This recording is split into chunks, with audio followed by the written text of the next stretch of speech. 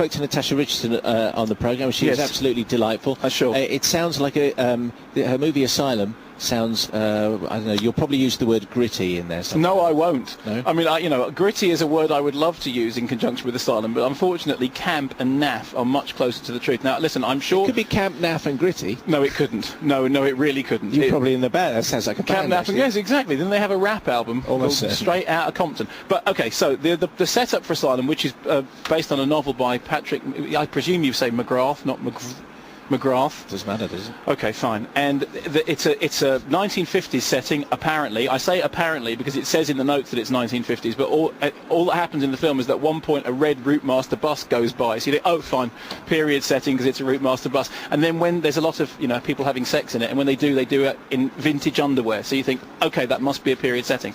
So it's late 1950s. Natasha Richardson is a repressed, uptight wife whose husband takes over an asylum.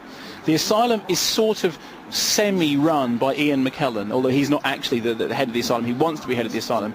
But there is a patient who is called Edgar. Edgar is brooding. Edgar is dangerous. Edgar spends a lot of time fixing things, sawing bits of wood, hammering in nails in his vest. He has greasy hands. She spends a lot of time looking at him, longingly, simperingly, temptingly. Finally, they can no longer stand the tension between each other. He smears his greasy hand over her lipstick. Stuff ensues.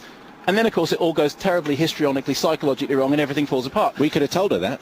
Well, of course. Now, apart from the fact that clearly the beginning of it is Lady Chatterley's lover, and the rest of it, there was a British horror movie in 1972, I think, called Asylum, which was like a portmanteau film. And one of the stories in it, which is really great, is that there is a lover who, the man that she's going out with, has dispatched his wife and hidden bits of her in the freezer. But, of course, it being a British horror movie, the bits all come back and come and attempt to strangle him. That was actually as gritty and realistic as Asylum thinks it is.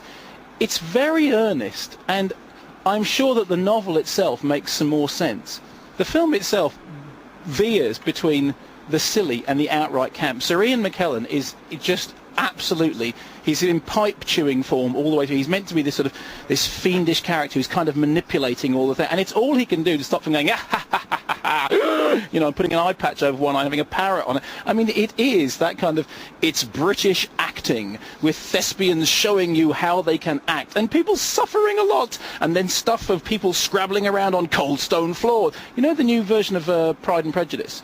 Yes. And everyone has said, I haven't seen it, but apparently it's great. Well, it's fine. It's okay. No, it's got Keira Knightley in. Yeah. Well, it's all right. But the thing that everyone says about it is, oh, they've really gritted up the English countryside. They've really taken Jane Austen and given it grit. And I'm sitting there looking at this lovely pastoral countryside with a little bit of rain and a rainbow, and thinking, I'm sorry, if that is gritty, you really need to come round to my house because you don't have any idea about. So it's good then, Asulum. It's a film which ends in terrible tragedy, not once, not twice, but 3 times. End in tragedy. No, it does. And by the time it got to the third one, it's like, is there anyone in the cast who hasn't ended tragically yet? Because I really need to go home now. And I'm sure that everyone involved in it is very sincere, and I'm sure they're all trying hard. And it's a shame that they're. I mean, her performance is the best thing in the film. But Ian McKellen's performance is the funniest thing in the film. Box office #1 in this country. Fun with Dick and Jane.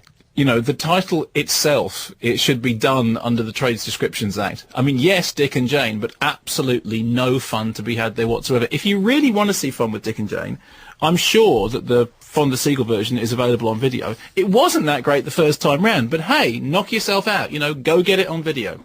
And I think I was put off by the poster, which just made it look like Jim Carrey. Here's another Jim Carrey movie in which Jim Carrey plays Jim Carrey. But that's exactly what it's like. It's like we have Jim Carrey, we've got a window in our schedule. What can we build around him? And as we all know, the best Jim Carrey stuff is, I mean, everyone likes The Truman Show. I really like Man on the Moon. These are films that exist outside of Jim Carrey in which Jim Carrey performs. The worst Jim Carrey stuff is you and I sat next to each other in Ace Ventura, Pet Detective 2. Remember that? Yes. And I mean, I thought you were actually going to physically convulse. It looked like you were going to lose your lunch. It was horrible. It was torture. And this is just more of that, hey, he does that whoa stuff, Well, great.